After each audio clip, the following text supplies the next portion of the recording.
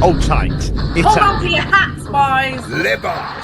Hello, good evening, and welcome to another episode of the Wednesday Week. Just what the flipping Nora are you all lot doing? I'm still in there. I'm still right behind him. It was just a very well thought out tactical plan by Danny. I want goals. I can literally feel the steam coming out your ears. So it's like a fun little post-game snack.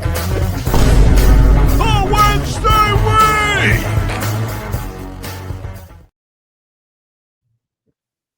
Hello, good evening, and welcome to another episode of the Wednesday Week. I've just realised we're probably going to need to change that title sequence given how supportive and upbeat everybody is. It's been a hell of a week at S6 for Sheffield Wednesday with press releases, corporate statements, more statements from the club. I think that's about 6 this season, which is more than home wins on a Saturday at 3 p.m. in the season just gone.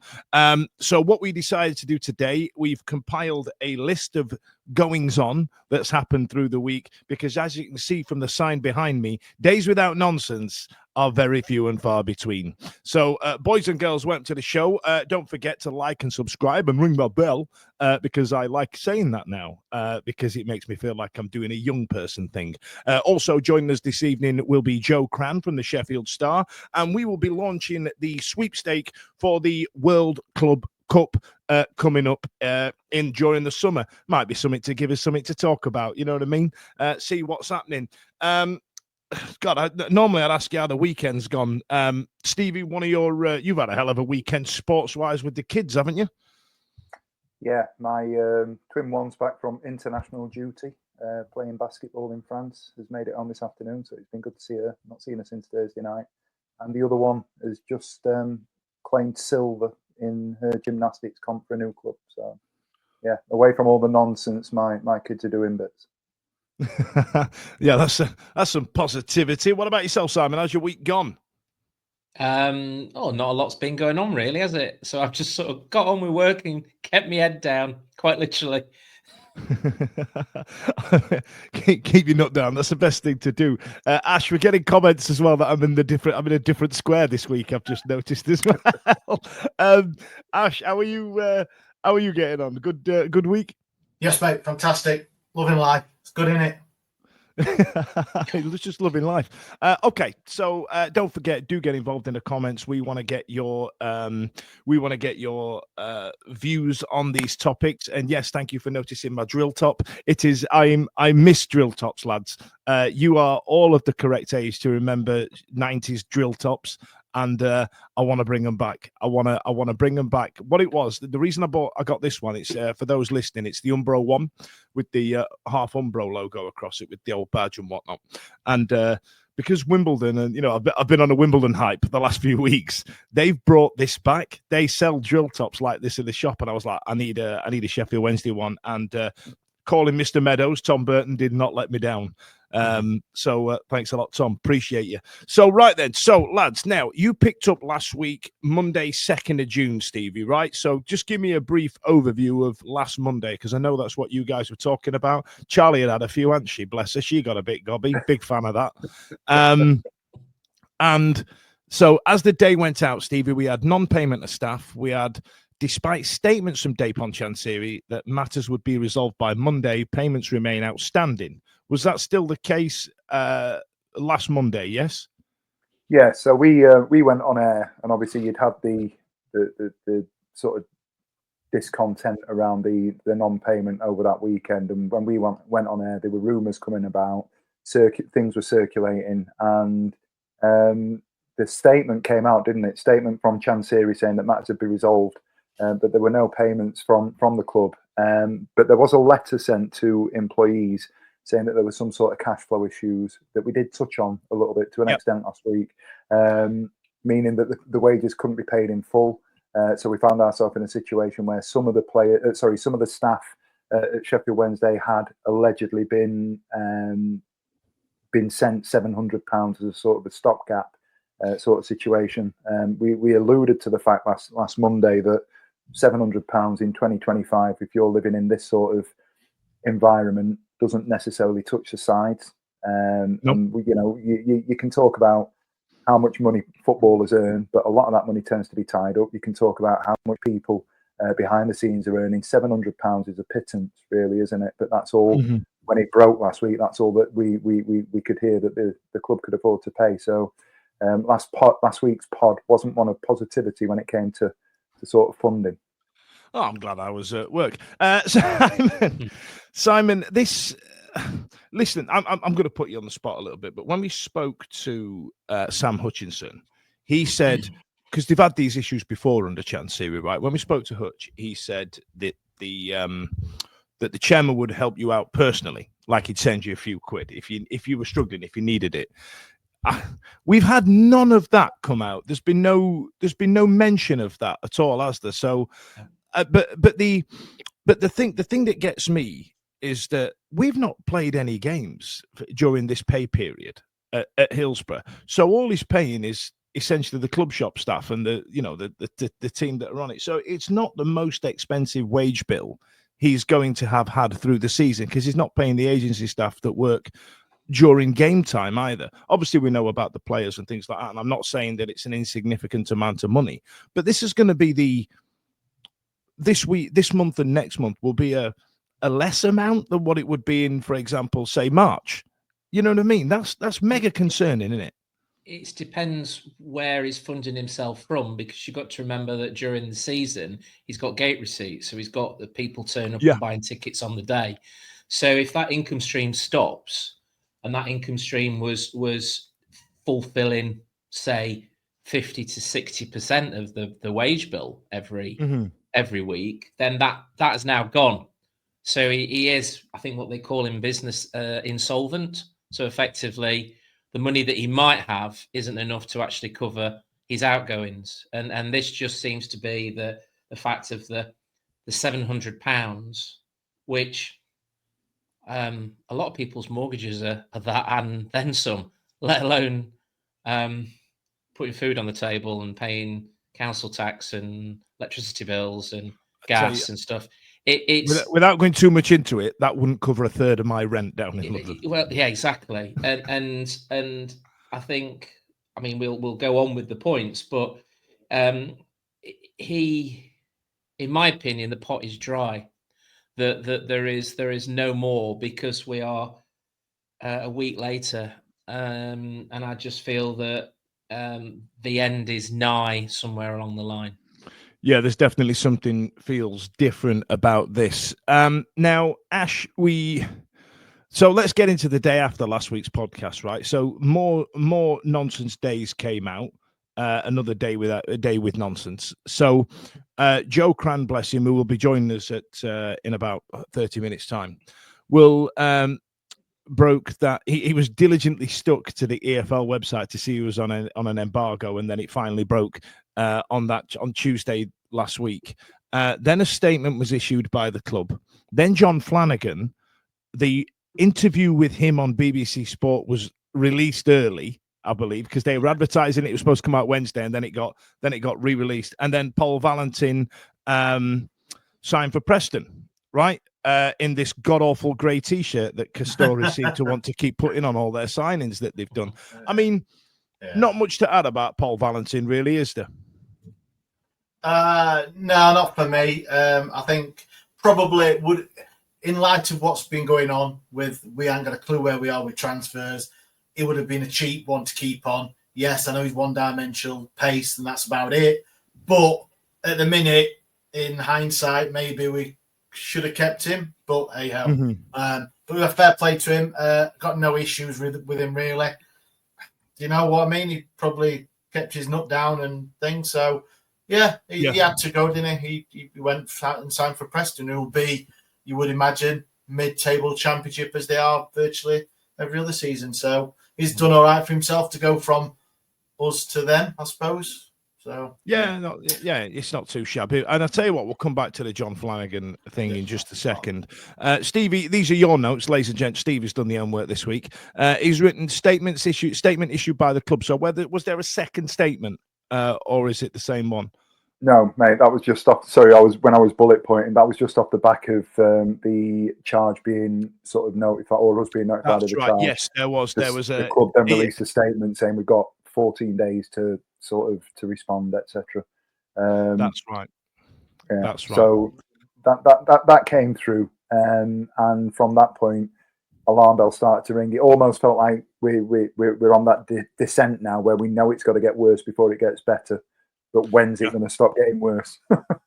Yeah. So let's get into the meat and taters of of this week's show, and I'm going early with it, kids.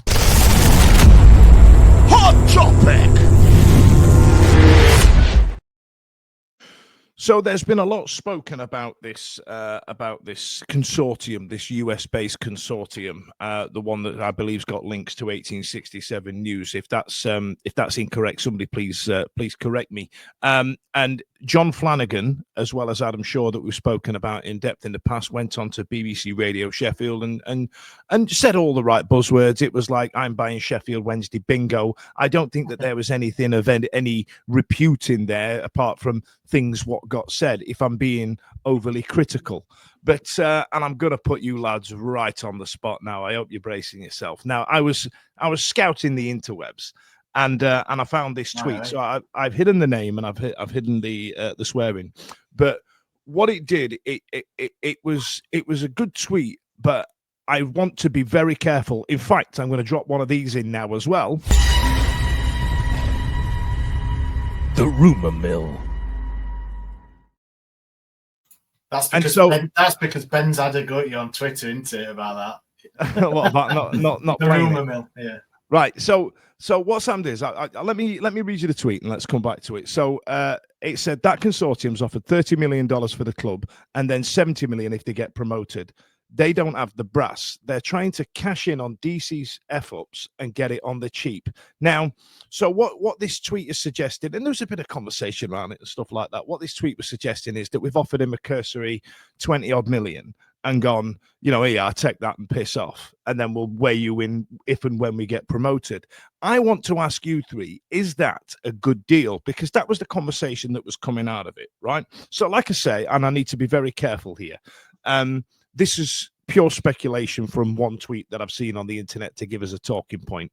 Is that a good deal for Sheffield Wednesday? Because on one hand, right, you've got, and I've always maintained better the devil you know, but I feel like we're past that now with DC.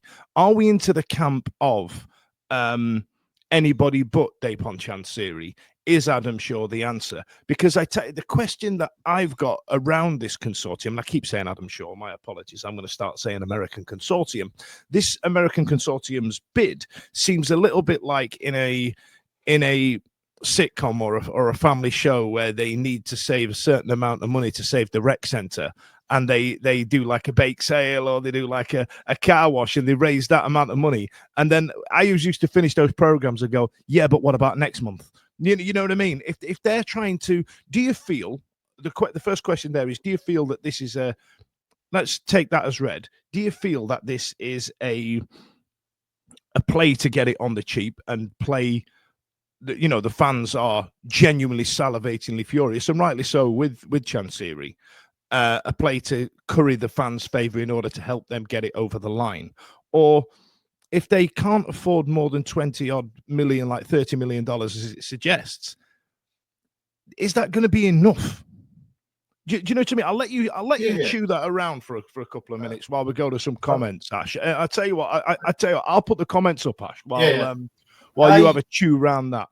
I think the first thing that came out when I knew anything, obviously I went to the Price of Football live show at Rotherham, and Simon was there, 1867 News, and he said there was a bid. I think it was in the day that was rebuffed, and he said it was 40. I think it was 43 or 47 million pound that was rejected, and that Chansiri had asked for 120. But then you go round and you look at it, and you think if someone's reported $30 million, which is lower than the supposedly original bid, which comes out at, I don't know, what is it, 22 million quid or something like that, it's quite a low, even for the shit state we're in at the minute. I think that is quite a low ball offer. And the £70 million, if we get promoted, are like them 10-year season tickets, aren't they? He's using Chansiri's own shit business, or should I say, to say, well, we'll give you 70 million quid if we get promoted. Are they going to plough the money in to get us promoted to pay another 70 million quid, or are they going to wait till that expires and then go, right, we'll plough the money in and then we'll get promoted. We don't have to pay 70 million quid extra. But I think that's a low ball offer. I think we mentioned it last week on the show, 40 to 50 million quid, maybe. And that's with everything. But who knows, there's going to be loads of numbers. But I think with everything, low. Stadium chucked in. Yeah, chuck everything. Chuck the debt in as well. Yeah. Keep the elephants though. You can take them with him, cash them in. Simon, is there an element of this being lowballed? But I don't know how this works, because there is also an element of some clubs get taken over and then all of a sudden they've got a transfer kitty to spend. We did, right? 10 years ago when DC came in. There's an element of that. Do you have to overpay to get that transfer kitty because it adds? I don't know how it works, because there is this disparity between the owner and the club in terms of the way that the EFL operates. So, for example, yes, Chancery has fucked our business and we're looking down the barrel of a 3-window embargo. If Chancery F's off, then why is the club still in trouble?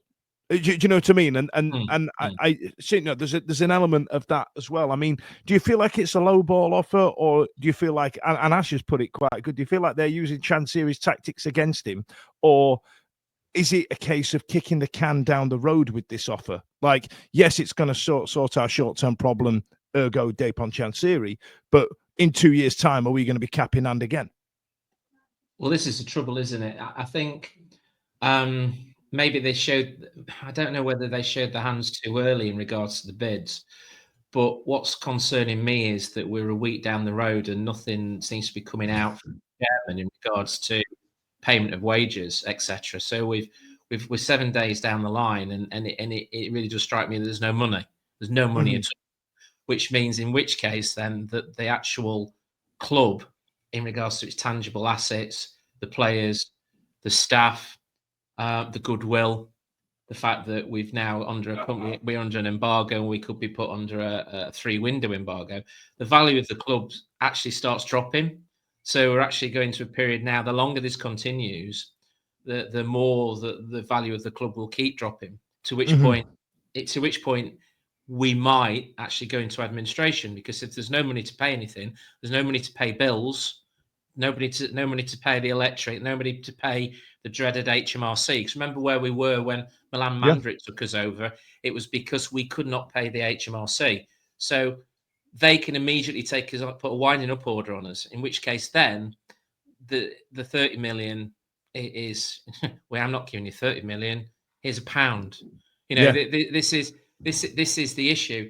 On the next step is the fact is that the fans are thinking, and I think we all have that, when you hear the words consortium, you all have this question mark of what does a consortium bring to a business. If you remember, Hertha Berlin were owned by 777, an American consortium. I think they tried to buy Everton, didn't they? And in effect, they didn't have a pot to piss in either. And if you speak to Hertha fans, it's run like a shit show. Yep. So you've got those sort of issues. I think it's a consortium that now own Chelsea. Look at how many managers, how many players, the money of the spaff there. But on the other hand, the fans are also thinking, nobody can make a worse job of it than Chancery. Nobody. We have seen from day one of how he's run the club. Anybody with any sort of business acumen, even some people who have failed businesses, have more business acumen than our current chairman.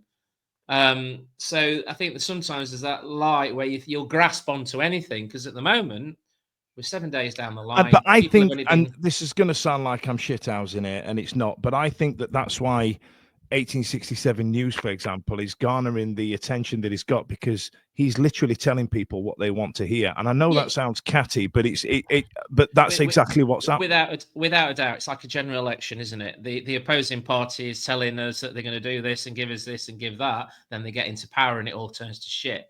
So, this is exactly the same. You're just wanting to hear what we're wanting to hear, aren't we?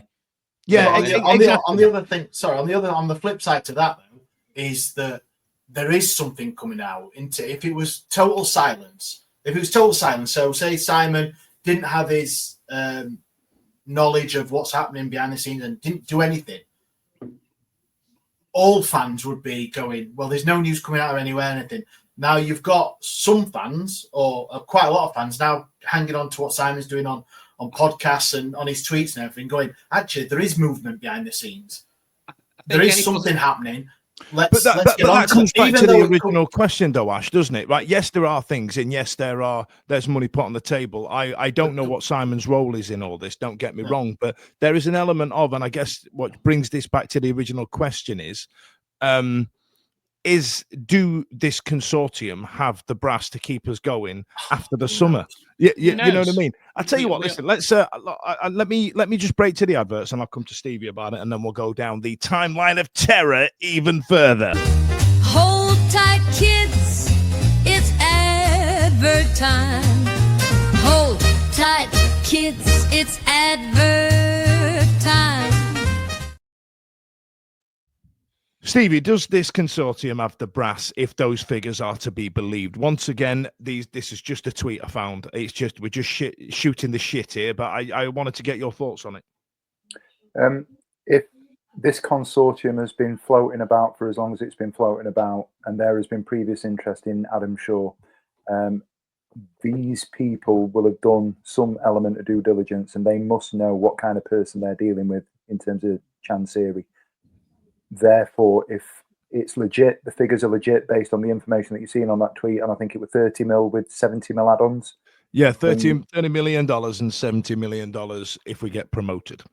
The club, even in its current state, the club is worth more than 30 million. It is. So it's a low ball offer, as we've talked about. It is, but given what Simon was saying about, the shit show that we're in, and we're looking down the barrel of all these embargoes, he's devalued his own product there.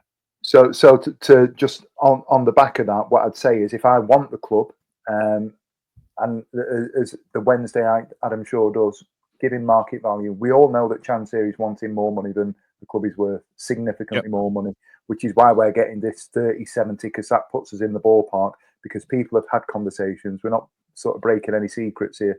People have had conversations, and we know that he's expecting about 100 million for the club.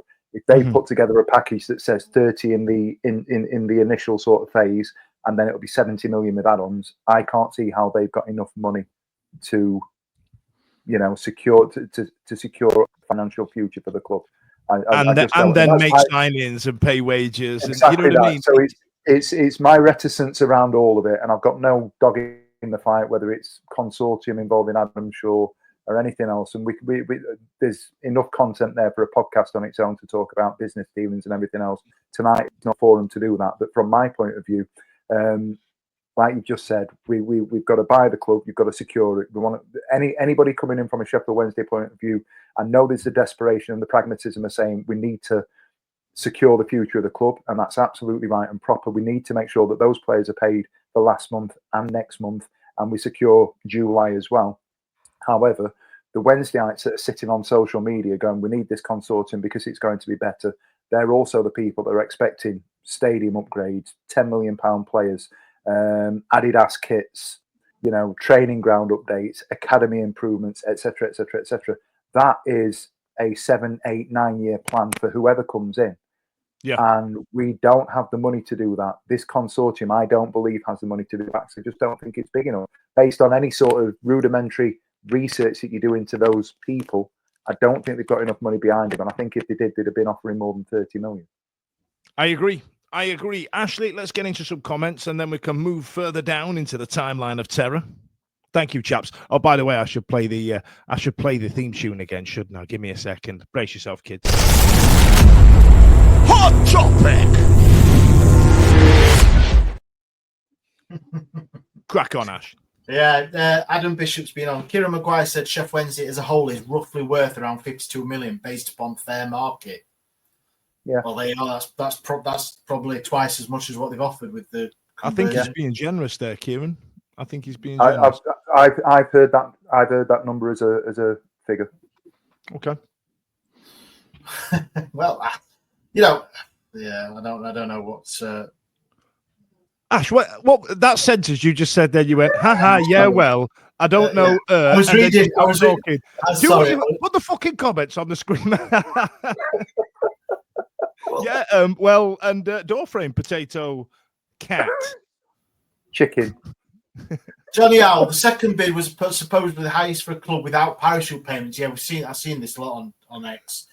West Brom was sold for 70 million. So, American consortium lowballed and offer a much lesser value. DC has stuck his finger in the air and said 100 million just because Ipswich was previously sold. Yeah, I think that's what they use.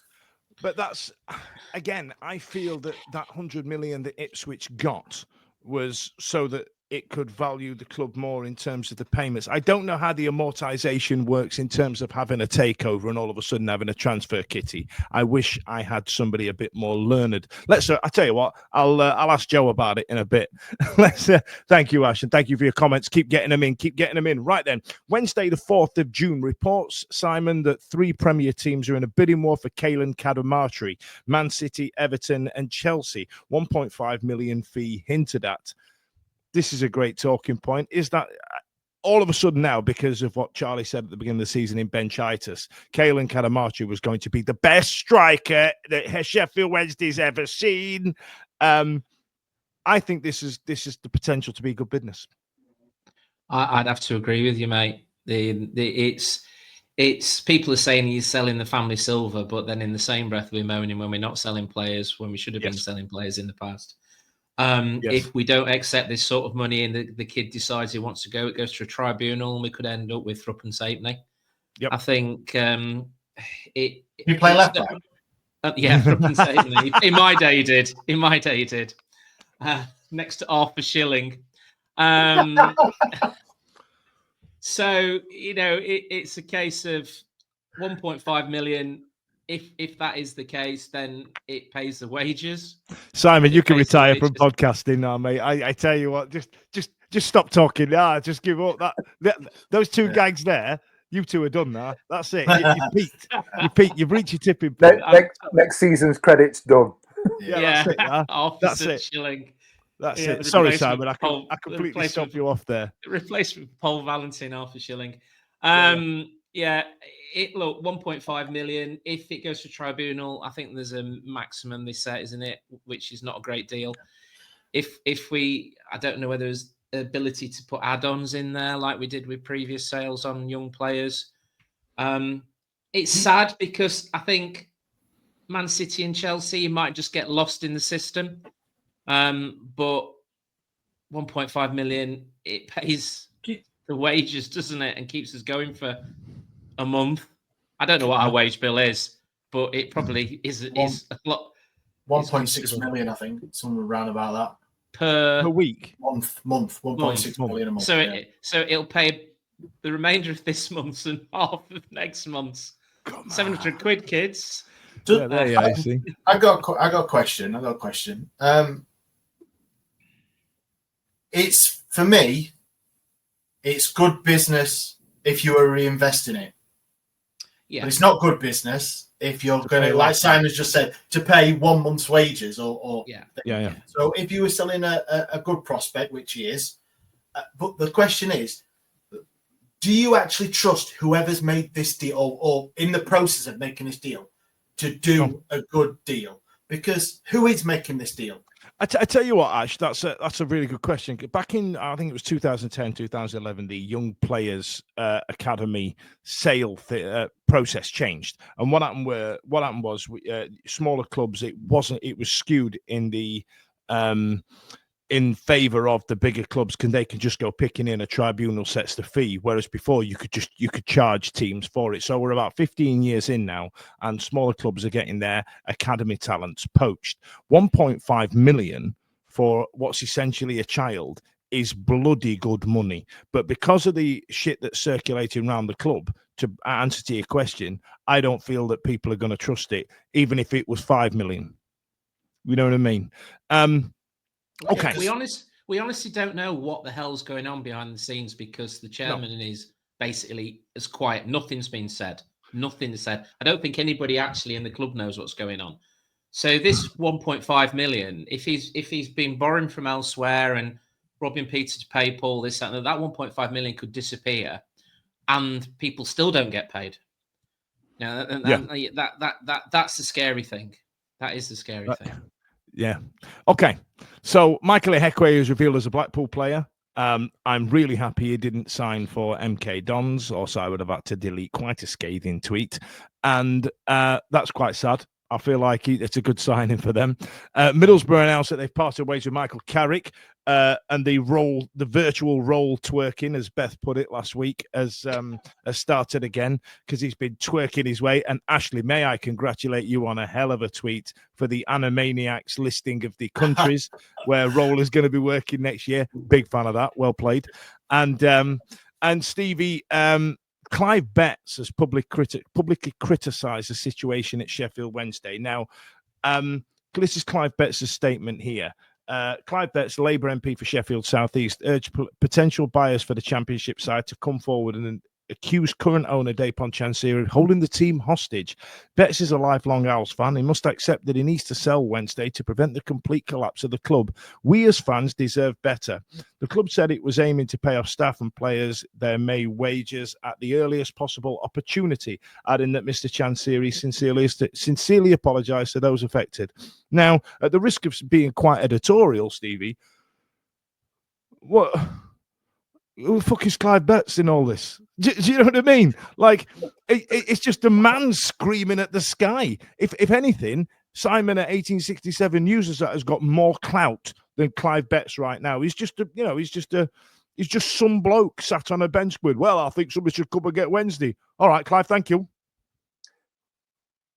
I get it. I think from my point of view, the fact that we've got an MP who's using his seat to raise the profile of the concerns that are going on is something that we need to address. But like I said, I totally understand your point. It's not going to carry anywhere, is it? It's not going to give us any sort of gravitas. And I'm really sorry for those people that are in the cars listening to this. We just had a comment from Tom on X, who's put Clive the Pittsmore Owl.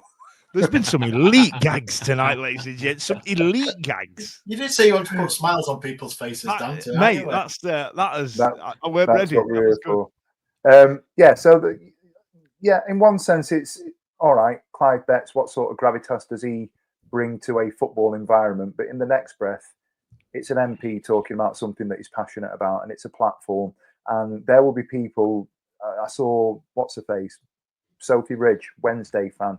She put a tweet out talking about the state of the club as well, and it got loads of retweets and people jumping on, and got lots of positivity around the fact that it's at that sort of level. So I think to an extent, just the fact that somebody with a platform to sort of talk about it on a national level with people that might not be aware, I think is quite important. But again, when we're in it as we are, and I'm not saying that we're ITK or anything like that, but as Sheffield Wednesday football fans, a lot of us live and breathe this. We do a podcast because we love the club.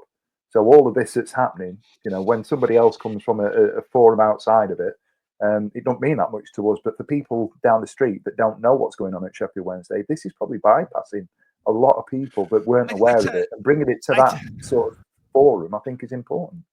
I think Sophie Ridge has got more clout because she works in football. You know what I mean? I tell you what it is, right? There was this, I work in hospitality, and obviously during COVID, it was a tough time for hospo, right? And we had this group called, I want to say Hospitality Action or something like that, right? They were like, Hospitality Action have lobbied for this and Hospitality Action have lobbied for that, or whatever the fuck they were called. They achieved absolutely nothing because hospitality is not represented in Parliament, and it doesn't have any clout at all. And it's just the same as us talking on here. Hey, Hospo Action. This is shit, isn't it? Yeah, that is shit. I've made a note of it. Okay. You know what I mean? And that's as far as Clive Betts is going. You know what I mean? And I get Hergel McGurgle's comment earlier on that said you're missing the point down. People are discussing it in Parliament. But as far as Parliament's concerned, they've done their bit a couple of years ago. And then I think it's this summer, isn't it? Where the forums, the independent regulators come in to avoid this exact thing. And I feel like we're going to be an absolute litmus paper test for that type of thing. I believe, Dan, just on that point, we'll end up being a case study. Absolutely. Yeah, we're going to be someone's university dissertation. Whatever you want to call it, patient zero. People will write stories about what happens in terms of football. They'll use Reading as a prototype, if you like, and the duration that the whole process down at Reading went on for. I think will have forced the EFL to have a look at it, to review it. What the EFL doesn't want is this dragging out for years and years and years again. We can't have that. As a fan base, we don't want that. The EFL don't want that. We know where this is going. So let's just expedite the process and see if they can tighten up their systems and processes to make this more quick, to make it happen more quickly, because we know and where it's until going. that happens, Clive Betts is just an old man screaming at work. You know what I mean? If I walked into a bar that I'm managing in London and go, hey, listen, Sheffield Wednesday's in trouble, I think that manager should do something about it, the reaction from my bosses there would be the same as what the Speaker in the House of Commons would be. Do something or don't. Yeah, but don't you think any voice against the club in any forum is worthwhile? It's not cost him anything, has it? He's a Wednesday fan. He's a Wednesday fan. I agree with you, but it's just like you're going to work and moaning about Sheffield Wednesday, and unless something gets done, it's a waste of time. And I tell you what, let me pile on. Let me finish here, because I spoke about this in 2023 when 1867 Group first came out. I said this is going to be a waste of time, because it's literally he don't listen. Chansiri don't listen, and because it's his club. What was the reference I used all that couple of years ago? It's like standing outside of Primark complaining that you're not going in there anymore because you don't like the design of their shirt. Clive Betts shouting and screaming ain't going to make a difference. It's still down to DC or whether he sells or not, right? Can I just jump on the back of that and say that Dan Fudge's opinions do not represent the entirety of the Sheffield of the Wednesday week. Based on Hurgle McMurgle's most recent comment that has just popped up there. And I was also going to say, right, you know what? Nobody's thought of getting Clive Betts on a podcast. I'll end up doing an impression of, well, bloody hell, I think it's horrible. Yeah, I think it's terrible. These things sound serious, not putting any money in. All right, what are you doing about it? The same as the rest of us. We're absolutely powerless. But it's there, though, isn't it? Is somebody shouting it or raising it in a 1867 shouted about it. Simon shouted about it on his podcast. You know what I mean? James has probably shouted about it on Wednesday Till I Die. We're literally screaming at wall. What's the meme? Old man yells at cloud. Simon, you know that meme, don't you? Yeah, I do it every day, mate. I'm keeping quiet. I'm just keeping quiet about it, to be honest, because I tell you what, it is literally me. He'd have been shouting at a load of people in the Parliament. Most of them wouldn't have been there, and the rest have been there. They've been fast asleep. So I understand. He's a Wednesday fan at the end of the day. What he can do in the grand scheme of things, I don't know. But what we need to do, the grand scheme of things, is sit here powerless, because that's all we can do. We're on a roller coaster where they can't turn it off. That's exactly what's happening. Go on. Yeah, very good analogy, Simon. I have a question. Martin Beebe has a question. So what do we do, Dan? What's your answer? I like Martin. What would be my answer to it? I think, and I said this back in 2023. If you'll go through our TikTok, you'll see it. It's November 23. Go back then, and the only way we're going to get rid of this man is to not go. We're going to have to do what Blackpool did and just not turn up. When Blackpool wanted to get rid of the Oystons, they just stopped going. And then it finally went to shit. And don't get me wrong, the club went through some turbulent times. And then they went in. Then they went sailing back up the leagues once they got rid of Carl Oyston, I think his name was. We just have to stop going. We just have to stop going, because it's just one bloke who has us by the short and curlies, and we can do as much screaming, as much shouting, and blow as much hot air as we can. We can go to the smoking area of a nightclub and tell some Doris about the plight of Sheffield Wednesday, which is as much clout as Clive Betts has got. That's what it is. Do you know what I mean? We just have to stop going. That's the only way it's going to work, until he's sat there with his big empty stadium crying in his sushi. And on the flip side of that is people won't stop going because that is their thing, isn't it? Exactly that. It doesn't matter who the custodian, the owner, the chairman, whoever you want, that is their thing. We've all got it. Every Wednesday, I would imagine, has got something that they'll go to the club for because of what it means to them, their family, and all that. So I don't think that would ever happen because of that. And why should he stop you doing the thing you love? He shouldn't, and that's why it's so terrible. Yeah. It's real, and that's why it's so bad. There's a huge amount of loyalty. If you can say one thing about Sheffield Wednesday fans, is the loyalty to the club. Is that fact? And that's is what he's that exploited. We have for 25 years sat through some dirge times, haven't we? Some shocking times. And we've also seen some shocking decisions in the last 10, 11 years. We've also got to look at the fact that I'm not aware of anybody at that football club who's been paid £700 for the month of May, walking out and going to get a job elsewhere, that people are still carrying on working, that people are still answering the phones, that people are still turning up for work every day on 700 quid. Now, let's not forget that these people here, they're the heroes, the people that haven't been paid that are still going to work. Fair fucks to them, because I'd have down tools a week ago. That's loyalty to the club, not to the chairman, to Sheffield Wednesday. They should be talking to their union representatives. But Ashley, let's go through some comments. I'm just going to chuck a quick advert break in. Brace yourself. Some people are gonna try and sell you some things.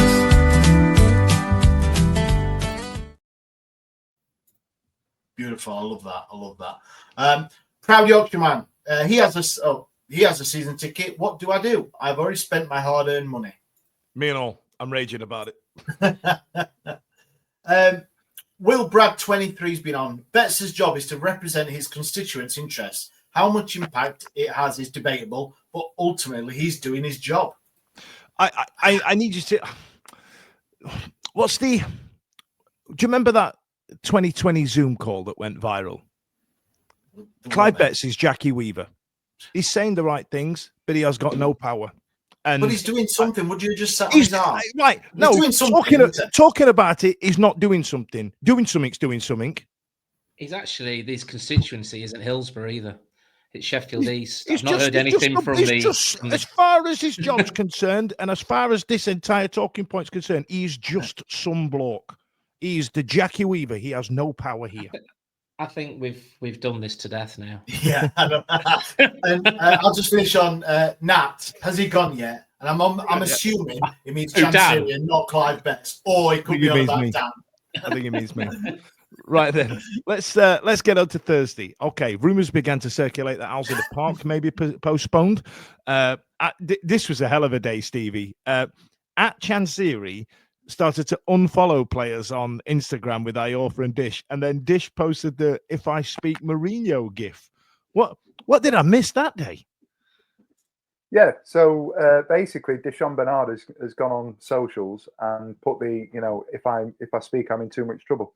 Off the back of whether it be another statement or a post that people have still not been. He didn't quote anything. It was just a standalone. If I speak, that was then retweeted or reposted by Iorfa, at which point at Chansiri's gone, I'm going to stick up for my dad, unfollowed them both, and then he got a load of grief for people that were raising the fact that he'd unfollowed people, and people started doing all the screen those two, and people started doing all the screen grabs, and then at Chansiri's come out in defense of his dad, and it became all a bit of a shitstorm in terms of that sort of social media profile on Thursday afternoon, didn't it? But it just goes to speak as to how nonsensical the whole thing is. I think somebody posted that the John Cena wrestling sort of thing where he'd gone heel and at Chansiri's turned heel, and they were superimposing things all over the place. And it was a bit of a thing. It was an interesting couple of hours in what was another day of sort of turmoil at our wonderful football club. At Chansiri's gone heel. I kind of like that. Okay, so it also emerged. I'm going to try and smash through this, lads. My apologies, because we've been discussing Clive Betts for far too long. Joe Cram reports that the embargo imposed can impact the contract offer to Barry Bannon, Callum Patterson, and Akin for Maywo. That is huge. That is mega. And then after all this, wages remain unpaid. I like the way you put that in there, Stevie. Alex Miller reports that staff have received more apologetic correspondence from the club. We're not after correspondence. I don't want sorry. I want money. You know what I mean? Let's do that. And earlier on that day, Joe broke the news that Sheffield Wednesday are now officially under embargo regarding Regulation 54.1 non-payment to players. Christ, this is incredible. And so the embargo would be lifted when wages are paid. Breach would be a 3-window ban fee restriction. So we haven't had the confirmation that it's 3 windows. Hopefully joining us soon will be Joe, and you can might come across that I am treading water because I'm expecting it to be here right now. And and then that was just Thursday. Go on, Simon. You know, this 3-window ban, if we have the 3-window ban, that means we can't sign a player until January 27. Yeah. Well, we can sign freebies, can't you? It's you can't sign anybody. It's fees. And also, as well, the fact is that we're getting to a point, if we don't pay these players soon, that players who have already got contracted can actually terminate their contracts. Christ, I actually, I'm glad Stevie's put this in. Thank you for doing this, Stevie. So there was a piece here that said the relevant regulation reads: in the case of a club unlawfully failing to pay a player at least 2 monthly salaries on their due dates, the player will be deemed to have just cause to terminate his contract, provided that he has put the debtor club in default in writing and has granted a deadline of at least 15 days for the debtor club to fully comply with its financial obligations. Alternative provisions in contracts existing at the time of this provision coming into force may be considered. So there's an element there where these 3 players that have mentioned, or any of the players, can just bin it off.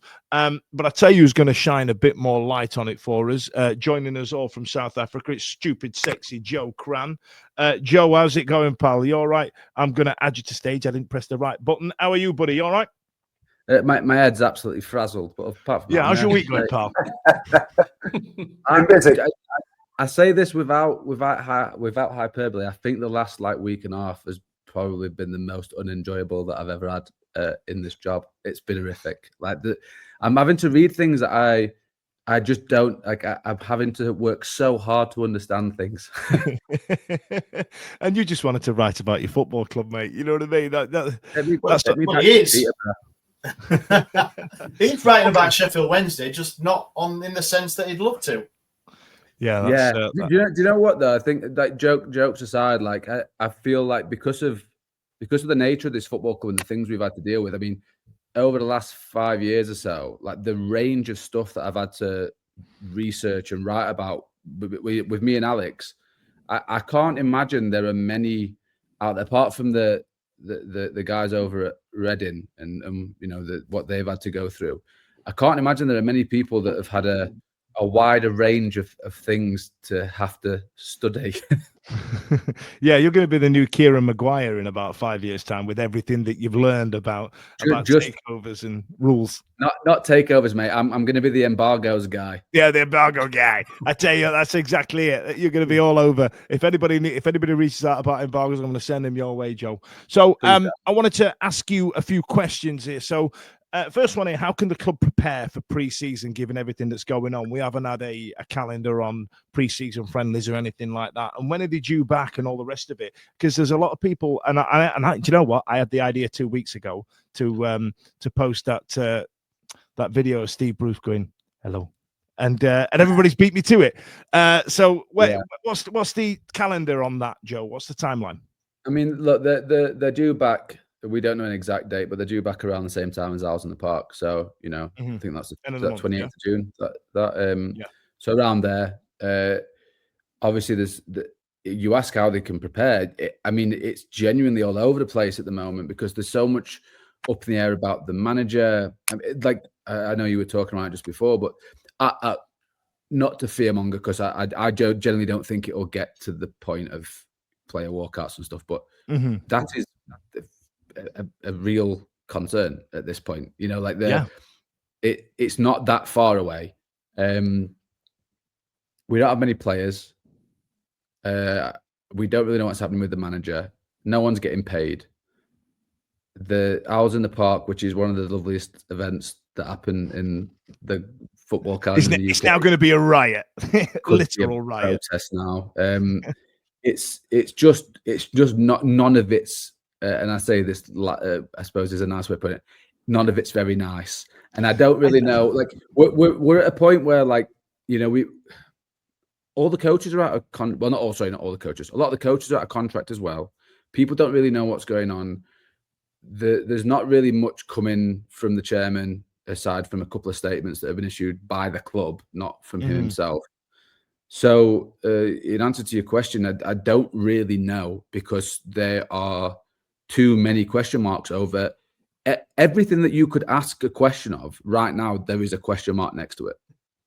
Or asterisks of some description. Because we have had a litmus paper test of this before. It only dawned on me about 2 hours ago that during COVID, when the season finished and it came back, DC wouldn't pay the players to extend. So players like Stephen Fletcher and Morgan Fox wouldn't stay on, and that's how they ended up leaving the club. Because he went, well, I've paid you till the end of June. I'm not pissing about. Well, you've not paid me then, so see you later. And a number of players. Couple of players left, didn't they? Because then now there was the point in 2021 when they weren't paid for a long time, and this rule that you can terminate your contracts after 2 months, that there were players that handed in their notice, that it did almost get to that point. Then it ended up getting paid and nothing came of it. But Wednesday's financial issues are nothing new, are they? Like it just feels.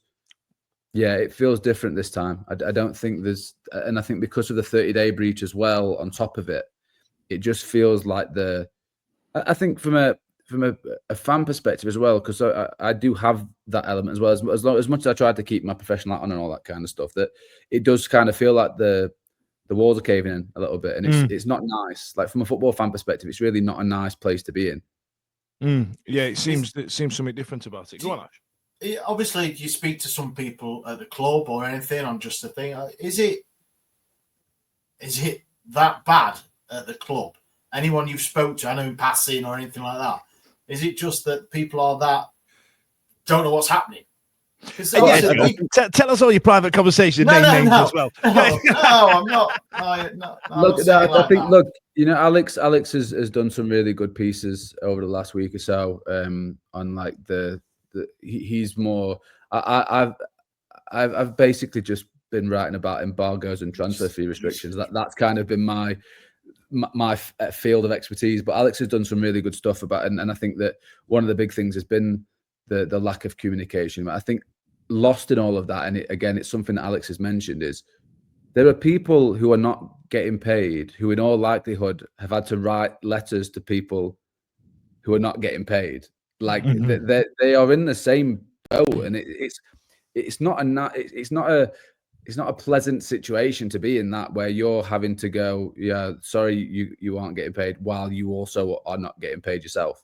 And it just feels like, and this is maybe a bit melodramatic and stuff, but it just feels like there's nothing really good to say about where we are at the moment with anything that's going on. Like any minor positive is just caveated by this big, horrible, dark cloud that's hanging over everything. Yeah. I mean, how far are we away from administration then now? Can it be enforced? And then I guess the second point of that is there any indication of the EFL stepping in? So that is very difficult to. We've had the same sort of questions, and admin's an interesting one, because we are still trying to get to grips with ourselves, because admin's is a complex issue, mainly because that only creditors can put someone into administration, and as far as we know, the only real creditor at Wednesday is the chairman. So my understanding, and I speak under correction because I'm not a financial journalist. My understanding is that creditors, so HMRC, National Insurance, people like that, they could put the club into administration, I think. There's also various different elements depending on who the creditors are and all that kind of stuff. So it's not a case of, again, I feel like I have to caveat everything. This isn't fact, but it feels like. Do you want to play the rumor mill theme tune? I've got it ready for you, Joe. If you want me to get fine. it here. I don't need that. Do you have a caveat theme tune? No, I literally just smash in the rumor mill, and then I can say what I like.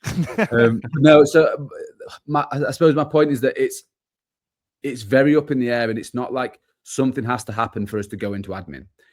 We don't hit a certain amount of days of not paying people, and that just goes right. Admin's there now. We don't even know in terms of the charges against the chairman, the charges against the club, those punishments as per the EFL rules and regs, which I have seen enough of for the rest of my life.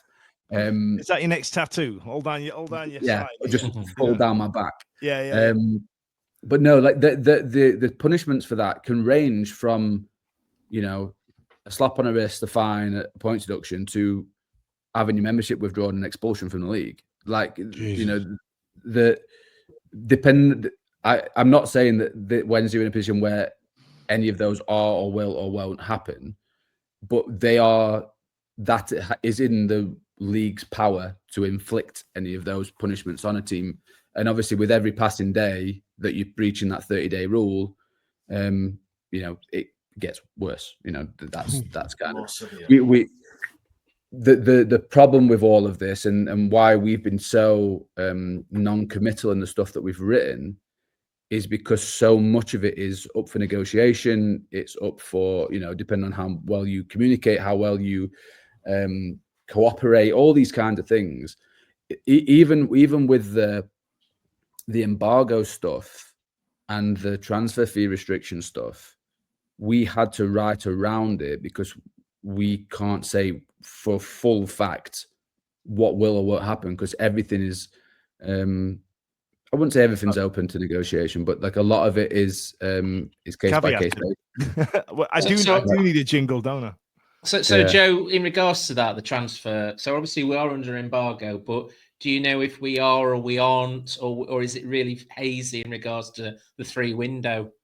So the interesting thing with that is that the only people that can tell anybody whether the 30-day rule has been breached is Sheffield Wednesday Football Club.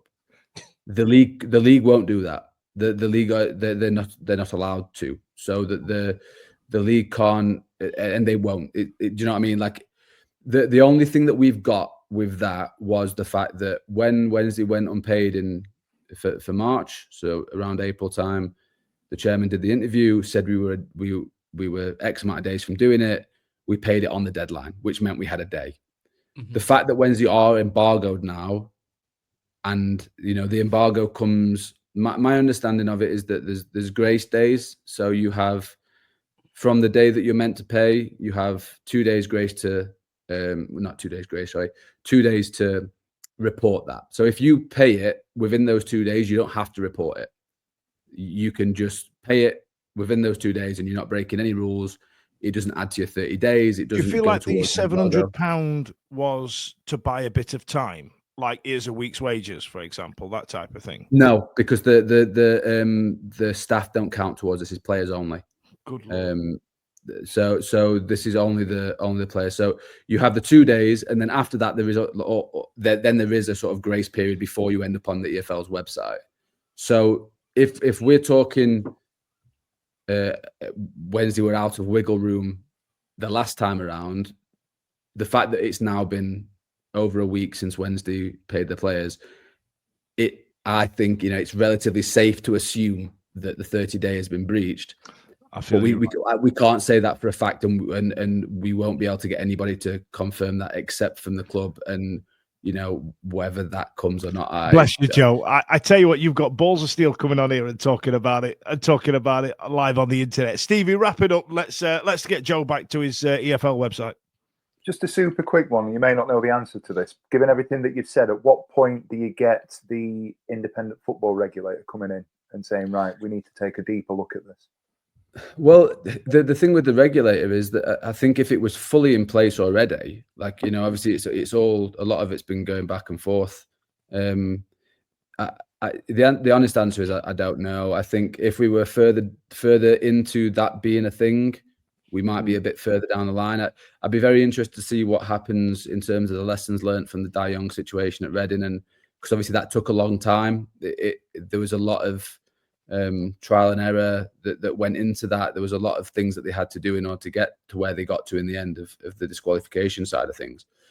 But whether that would be streamlined, I don't know enough about the Reading situation to know what actually tipped it over the edge, and whether Wednesday's situation from that perspective is enough. I'd really like to know what that flashpoint is. I know a little bit. It was, I think Let's I do. educate Obviously, Joe. I'm not educating Joe. I think it was because Dai Yonga was found guilty of a criminal charge in China. Yeah, so that was it's not anything to do with the actual club, is it? It's to do with stuff externally. Yeah, so didn't, he was found. Ken, what's his face at Cardiff? Didn't he get done and get put away for a couple of years and still manage to be in charge of Cardiff? Ken Bates. No. That's the Chelsea guy. The guy that turned the badge red and the kit red. Didn't he Vincent Tam. Vincent Tam. Yeah. I don't know where Ken came from, but yeah. No, Ken Lee. That was my thing, that he was finally found guilty of some sort of charge, him personally, and I think that's what they used, the final thing for the fit and proper Get digging, Joe. Get digging into Chancery's past. But I tell you what, here there's look, Owen's doubled down with it. Then it's not to do with Reading, and John Wakefield went with thanks for coming, Joe. Really uplifting chat. That's same time next week. Same time every week. You can have your own jingle. Joe, if you want to come on next week, I will get you a jingle. We will sort that. I only want it if you sing it personally, Fudge. No, I don't know. All right, I'll do it in the Chancery voice as well. Chancery's voice. Yeah. Here he is. It's Joe. He's coming to bomb us all out again. Cha. It needs to cha. All right, Joe, listen, thanks a lot, brother. It's been an absolute pleasure. Thank you so much for joining us once again. We're going to try and get through Friday and Saturday on the week, and I hope you get some shut-eye at some point. I won't bet on it, but I'll see what I can do. Cheers, Joe. See you later, pal. Cheers, mate. All the best. Joe there joining us. Thanks a lot again to Joe. Bless him. I don't envy him in his job right now, and my job's crap. So right then, I know we've got a lot to get through, so forgive me for smashing through this. The consortium that was involved, Adam Shaw and his Trigger Hub company, are now sponsoring the Sheffield Steelers, which I must admit seems like a bit of a cheap option, and that's the optics on it, and I feel like that's what people are saying on Twitter. I don't think that's directly involved with Sheffield Wednesday. The Star reports they've contacted Chancery for clarity regarding the late payment issues. Is not said nout. Sean Faziri, a guy deemed pish by Josh Windass, made a international debut for Zimbabwe. Sam Reed. Say again, mate. It went in. That was the wrong guy. Joey Pooty, he said was pish. Oh, was it Pooty? Sorry, no, it wasn't. Yes, it was Sean Fuziri and Pooty. You said it was pish. That's right. My apologies. It's been a long week, as you can see. It's Sam Reed's going to join Altrincham. Ricardo Santos, a player that we were heavily linked with, as signed for Swansea. And then the groups from the Trust and the WSG met with the EFL and the FSA. I don't think we've had anything from that, have we? No. They had a meeting with the EFL and FSA representatives. Nothing's come out of it. So, don't know. Okay. And then Saturday, news emerged that Kalen Kadamacho had actually gone to Man City. And then Joe said later on in the day, he cleared it up, didn't he? And said it's been left with the player. Both Charles and Shay, the Charles brothers, both played against Denmark. Then there was an article in the Bangkok Post highlighting the current financial plight and business of attempt to raise the profile of the situation in Thailand. Yeah. So there you go. So if somebody's talking about it in Thailand, Dan, does that boil your piss as well? I think they can do something about it. So what? Who are they? Who's he? Right, okay. They're all way over there, by the way. Yeah. By all accounts, Thai Union Foods and John West have said today they have absolutely nothing to do with the football club. You're ahead of me. Yeah. Two days. Despite when he bought the club, Thai Union Foods logo was over everything. Yes, it was. It was TUG and then TUF. It was all over the place. Now, in terms of just on that last point there, that the Bangkok Post's article in an attempt to raise the profile of the situation in Thailand. Now, if you cast your minds back, and we spoke about Reading when Joe was on, there was a guy in charge of Reading, another Thai businessman that was known for being Chancery's business brother or something. I don't know if you remember. Yeah, and once again, another Thai owner has ran a football club into the floor. Theirs just hit before we did, because we've got a better support and probably kept us afloat for a lot longer. So yes, the profile of the situation in Thailand might, does need raising in the Bangkok Post. Right. And so today, just as Simon just alluded to, then we then had John West release a corporate statement say that they're not tied to Sheffield Wednesday. I need to ask you lot out there in the internet land, what have you been doing to John West? What have you been saying to him?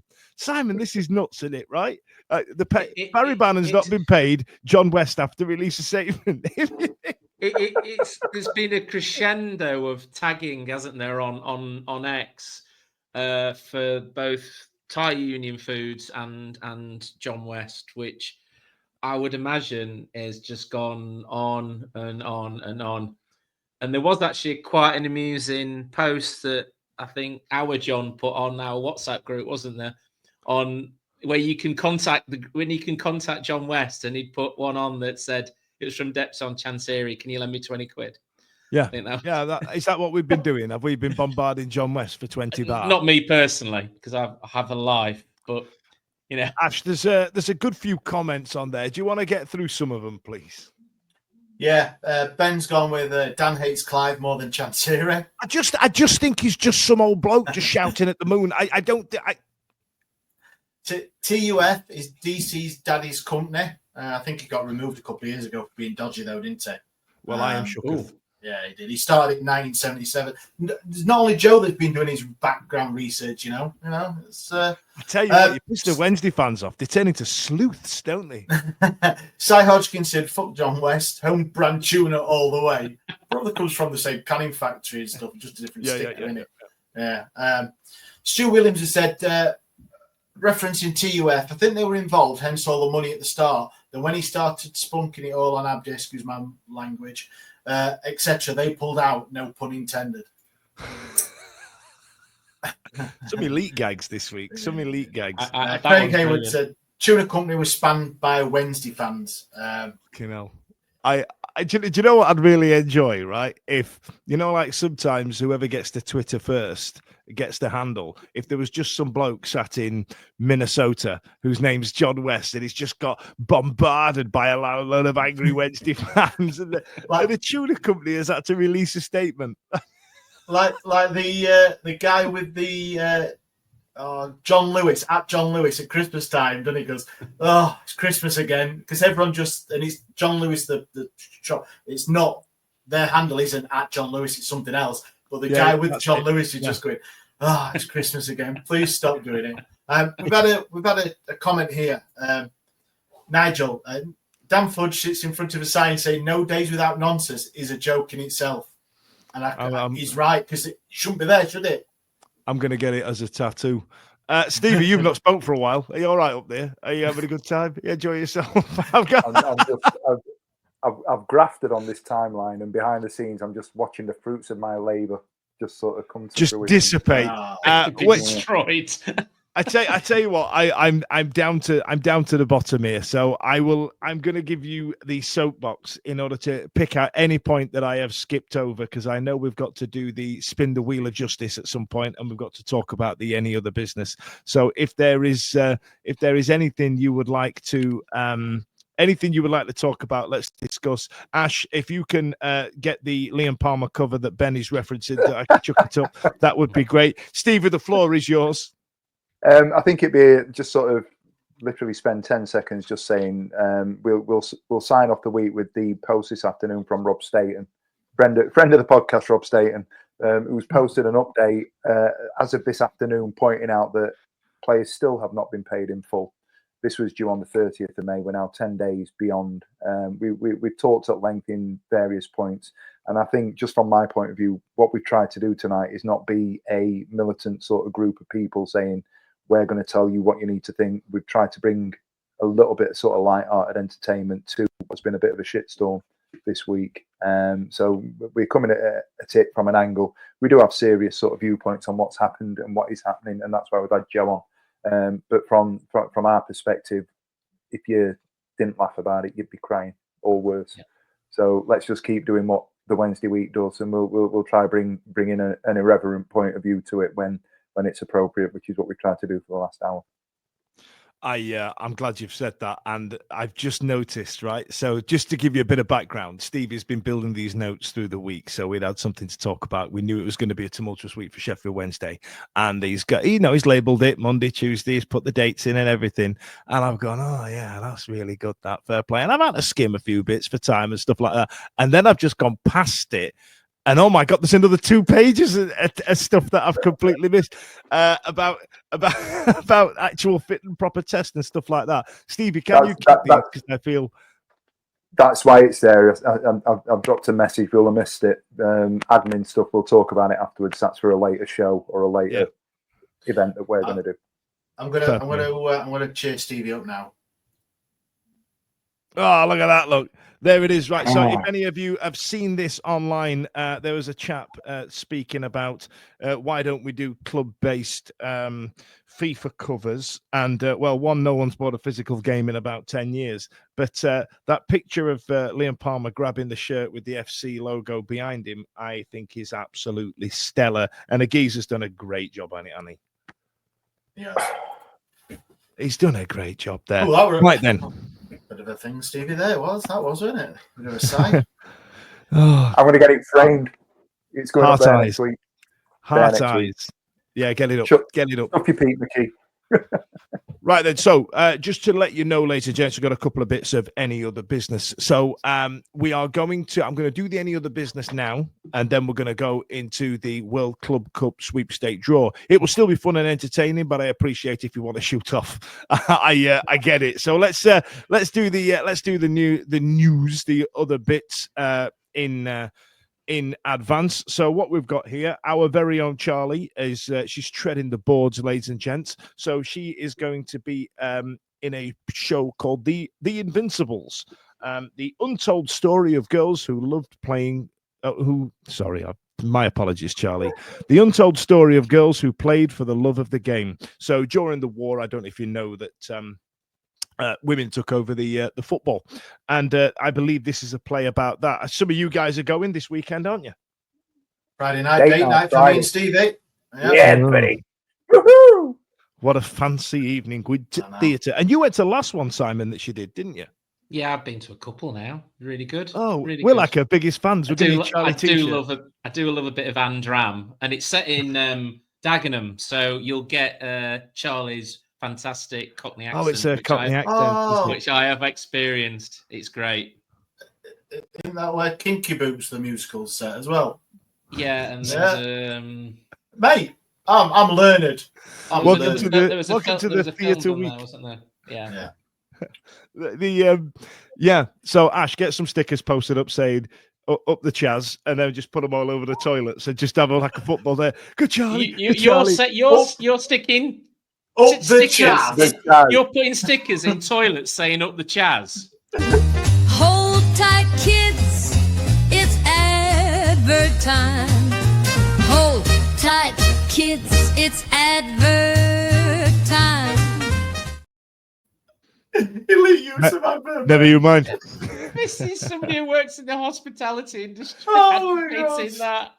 Hold tight, kids. Right then, and there is the forum that's happening next Wednesday. This is going to be a dual cast between us and Wednesday Till I Die podcast. It's going to get shared across all the medias that we've got between ourselves. I think with us, it's going to be on YouTube and on X if you do want to watch it. So stay tuned for the forum that's taking place. I don't have the graphic. My apologies, because I forgot to line it up.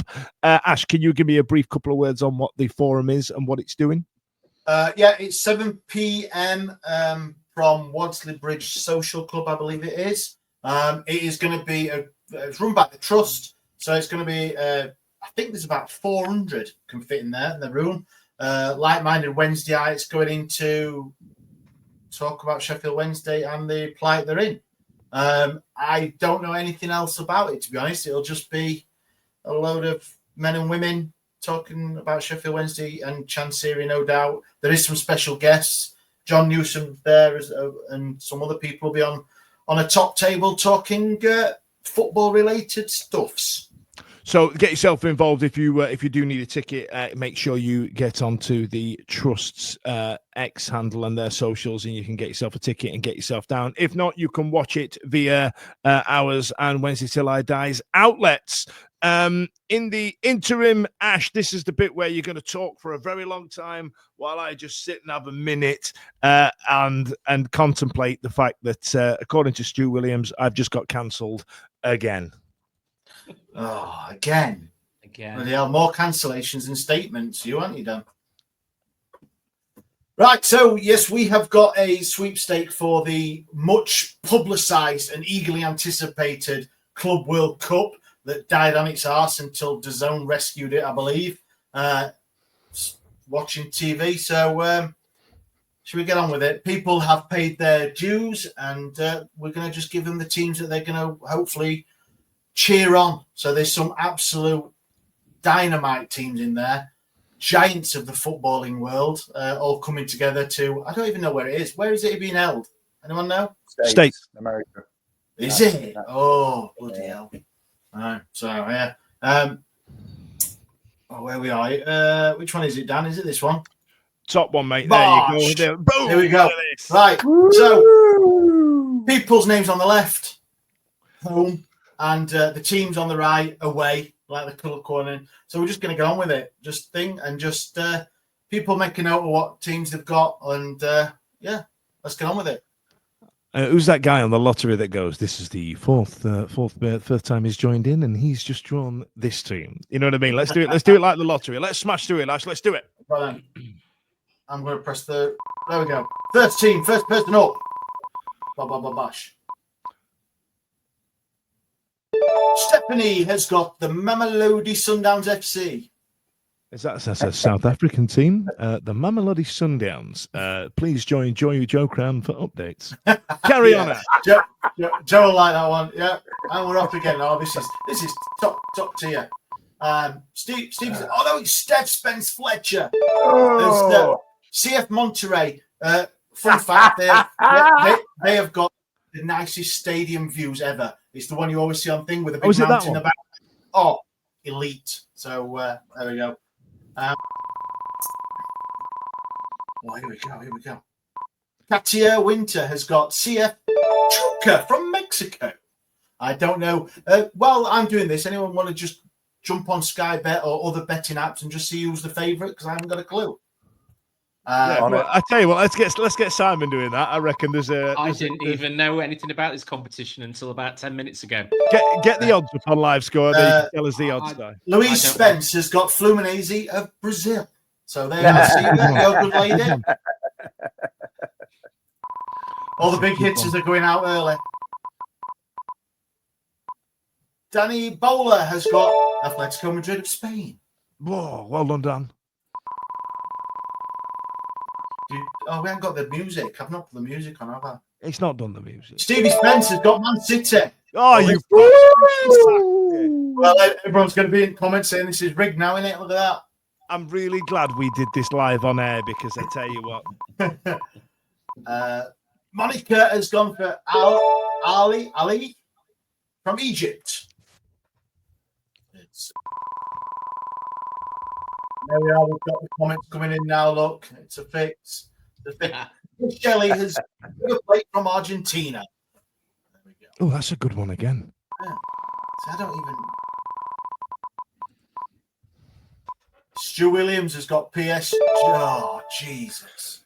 This is going to be a hell of a competition. Just looking at some of these teams that have come out like Fluminense and Botafogo and people like that. He's going to be loving that. Oh, he's been on for FFS. Oh, nice. I thought he'd be like that one. Jordan Winter has got Ulsan HD from Korea. Who was that? Ulsan Hyundai, 175 to 1. Oh, Paul Binns has. Oh, he's drawn Real Madrid. Real Madrid are the tournament favourites at 4 to 1. Oh, Paul will be on that. Dan Fudge, our own Dan Fudge, has got Chelsea. Up the Chelsea. Europa Conference winners. Chelsea there to Dan Fudge. Oh, my God, 9-1. 4-foot snake. The footballing giant Auckland City FC.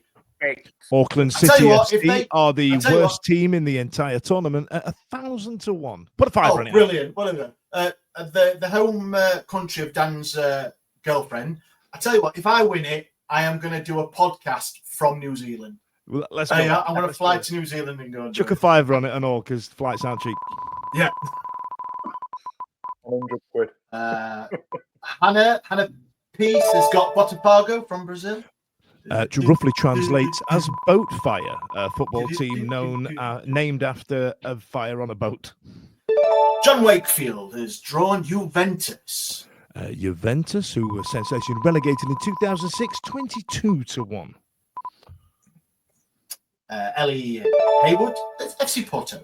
Ellie Haywood, European Champions League winners under Jose Mourinho in 2005. Chris Folkes, Inter Milan. Inter Milan, Champions League finalists 2025, who sit at 14-1. We've still got 1,100 people watching this. I know, come on, lads. Well, this is our charity bet, right? This is not Sheffield Wednesday, Charity FC. This is our charity. So we have paid for one entry into the charity. So if Benfica win it, then the winning we will donate to a charity of somebody's choice later down the line. Yes. 33-1.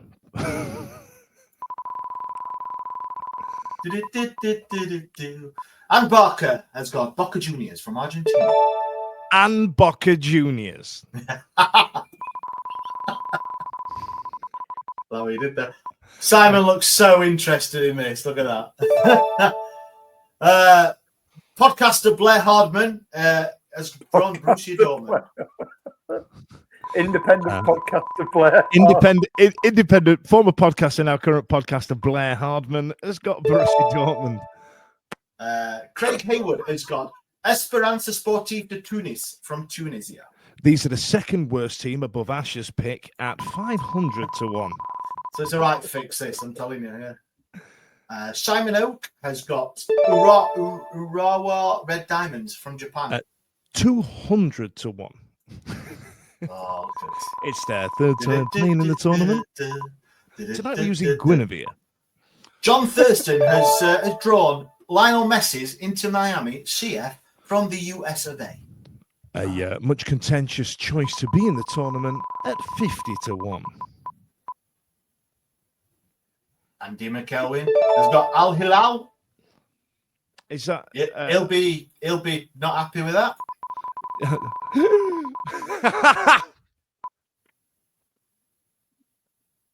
Aaron Johnson, Wadad AC. Someone help me out. Where's that?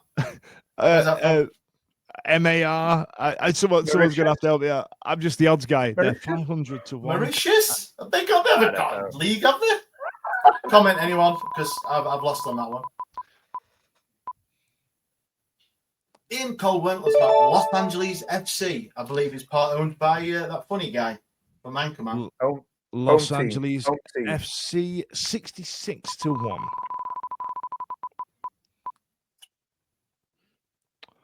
Matt Strickland has got Palmeiras from Brazil. Yes. Yes. Palmeiras are quite high up. They're 28-1, just behind Flamengo. Vicky Rogers has got Flamengo from Brazil. Oh, they are Moroccan, Ash. I don't know why MAR is Moroccan, but you know. I copied it from the website, so apologies. Right, last Moroccan. 4. Oh, Pete Evans has got Al Ain FC from the UAE. Which one? Alan. Charlie Sharp's got the best draw out of the last 3. He's got Bayern Munich. Okay, Bayern Munich are 13-2 with Harry Kane playing. John Duncan and Lewis Rogers left. So FC Salzburg and Seattle Sounders. And it's Lewis Rogers has got Seattle Sounders. Let me just listen to Downstairs. No, I don't think he's happy about that. And that means... I can't believe you've spun it. I love the way you've spun it. Appreciate that, mate. John Duncan is the last draw, and he's got FC Augsburg. So there you have it, boys and girls. Thank you very much. That was fun. I feel like we need to bring that wheel back more often, just about random topics. I'm thinking, why don't we have something called Topic Tombola, right? We just put a load of topics on there. When we've got no to talk about, we go, shall we just go to the wheel? And then we just go to the wheel and it goes, what's your worst thing in football? Let's settle this once and for all. Messi or Ronaldo, like some proper international break patter. Let's do that. Simon, do you have anything to add? I appreciate that wasn't entertaining for anybody involved. Sorry, are we on? Hey. I think we've probably all joined together in condolences. Uriah Rennie, the first black referee in the Premier League, who unfortunately passed away yesterday. He'd been suffering from illness for a while, but he was a fantastic ambassador for the sport, heavily involved in Sheffield football, and he's a sad loss because he was a pioneer in the game and obviously opened the doors to quite a few black referees that have come through, an inspiration to everybody, really. And I remember him when he was a brilliant guy, wasn't he? A black belt in karate or something as well. Heavily he was rumored, wasn't he? He was our version of Kalina. That players actually respected him and also were scared to death of him. Do you know what, Simon? I'm really glad you brought that up. I played in this charity game, Reds versus Blues, and I absolutely murdered a geezer inside the 18-yard box after about 30 seconds. And I stood up because I knew full well I'd caught the kid. And I stood up to turn around to Uriah Rennie, who, bless him, was giving up his time to do this thing. And I made the ball gesture that I got it. And I was about to just launch into a tirade, like a preemptive tirade. Like, he's tried to have us on here, referee. I won't stand for it, because that's the way I was going to say. He gave me this look that will stay with me for the rest of my life. And there are very few people that just because they look at you, you shut the F up. And Uriah Rennie was one of them. And I'm glad you've brought that up. Does anybody have any other business? No, perfect way to end it this week, mate. Yeah, definitely. Let's end it there. Thanks a lot for joining us. Don't forget to like and subscribe. Join us next week when we can chew on the wheel in as much as we can going forward. See you later. Every week, live from 8 p.m. It's the Wednesday week, bringing you football analysis. He came in. I think he scored a goal. Bringing you banter. Yeah. Bringing you responsible life hacks. Met you wonderful souls at 10 a.m. for some shots. The Wednesday week. 1, 2, 3, 4 live. Available on all social medias. Obviously, this goes out on YouTube and as well as all the other social media out there, podcasts, etc. The Wednesday week 24-25 season. Join us. Put on your podcast.